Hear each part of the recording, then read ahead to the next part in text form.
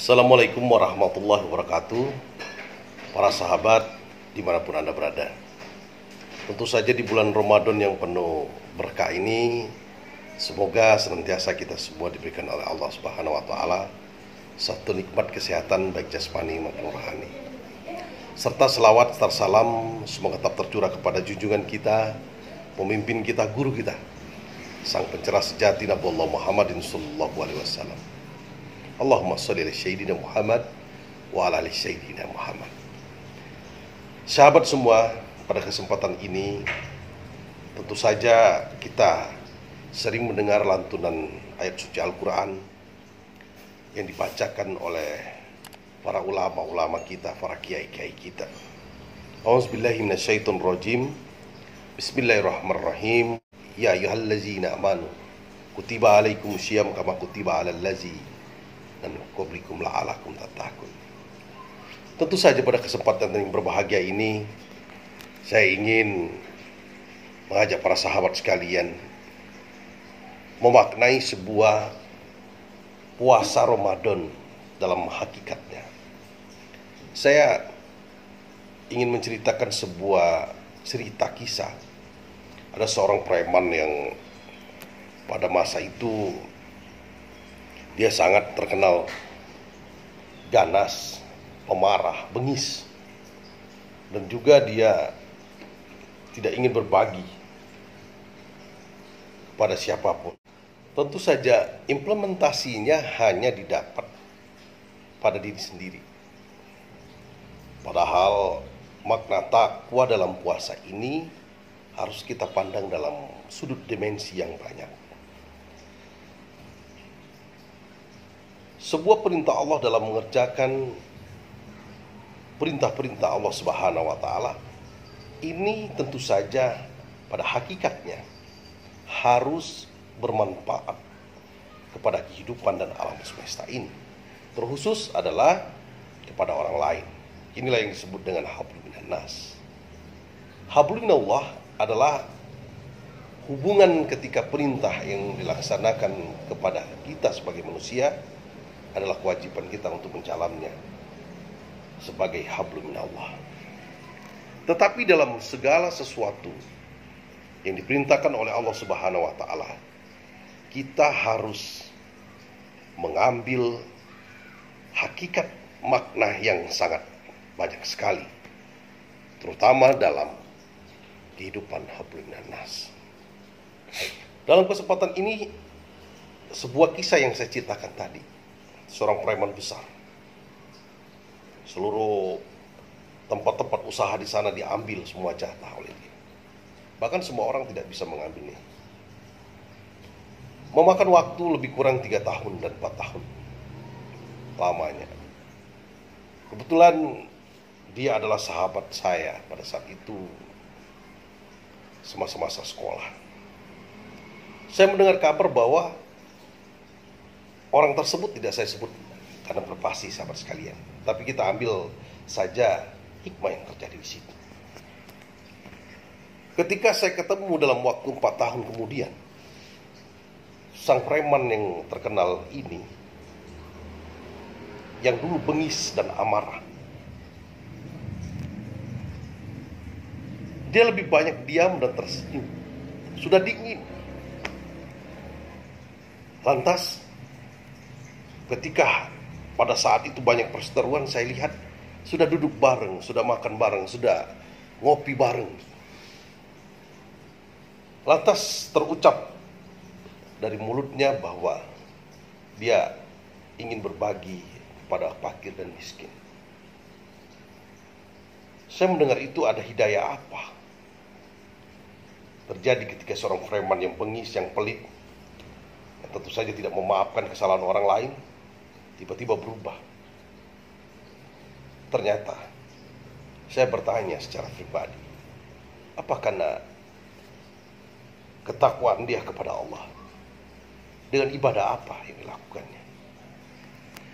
Ternyata dia menceritakan tentang ketika dia berpuasa, menjalankan ibadah puasa dalam bulan Ramadan, dalam hitungan 10 hari, 20 hari, sifatnya yang pelit, tidak mau berbagi kepada orang lain. Tiba-tiba di dalam Ramadan itu, dia sudah ingin berbagi kepada orang fakir dan miskin. Karena dia menangis ketika dia berbuka puasa dengan lauk pauk, dengan takjil yang cukup banyak, dengan sop buah, es buah yang begitu banyak. Tapi dia sadar bahwa ada tetangga dia, ada orang di sekitar dia yang belum tentu seberuntung yang dia nikmati pada berbuka puasa itu.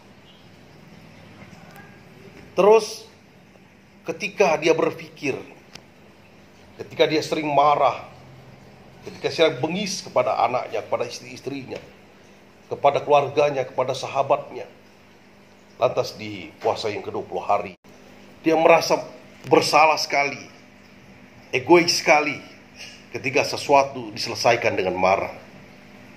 Bahwa kita tahu dalam hadis Nabi dikatakan la tardok walakal jannah, jangan marah karena surga bagimu. Ini terjadi gitu. Lantas yang ketiga dari hakikat berpuasa itu adalah memaafkan orang lain. Ketika orang lain ada salah, sering mencaci kita, sering menghina kita, lantas orang lain merasa sakit hati dari kita, dan kita sebaliknya sakit hati, maka di bulan Ramadan ini hatinya terbuka untuk memaafkan itu. Sahabat semua, apabila ketika di bulan Ramadan ini kita tidak mendapatkan 3 hakikat makna dari berpuasa itu, maka di dalam Al-Quran dijelaskan sesungguhnya banyak sekali yang berpuasa itu hanya mendapatkan lapar dan haus saja. Artinya apabila Anda berpuasa sampai 18 hari ini, tidak ada perubahan pada diri Anda tidak ingin berbagi kepada orang lain, Anda tidak ingin memaafkan kepada orang lain, Anda masih emosi dan sering marah kepada orang lain, maka berdoa dan bersujudlah kepada Allah Subhanahu wa Ta'ala agar puasa ke depannya saat menuju kemenangan, sahabat semua sudah mendapatkan 3 hakikat dalam berpuasa ini. Sang preman itu akhirnya menjadi orang yang baik, yang dingin, yang sabar dan sering berbagi kepada orang lain. Tentu saja sahabat semua, ibadah kepada Allah Subhanahu wa Ta'ala adalah kewajiban yang harus kita laksanakan. Tetapi implementasi yang terjadi ketika kita beribadah ini adalah bermanfaat untuk alam semesta, terkhusus kepada kehidupan sesama manusia. Apabila ibadah kita semua tidak ada manfaat untuk orang lain, maka sesungguhnya kita termasuk bukan orang-orang yang memahami makna dari perintah Allah dalam menjalankan beribadah. Salah satunya ibadah di bulan Ramadan ini. Baik sahabat semua, semoga kisah ini bisa menginspirasi kita di bulan Ramadan ini. Artinya jangan sampai di bulan Ramadan 1442 Hijriah ini kita hanya mendapatkan lapar haus saja, tetapi kita mendapatkan hakikat dari berpuasa di bulan Ramadan, yaitu berbagi kepada orang miskin, orang tidak mampu, anak yatim dan orang lain, serta mendapatkan kesabaran yang tanpa batas, hilang amarah dan egois dan lain sebagainya.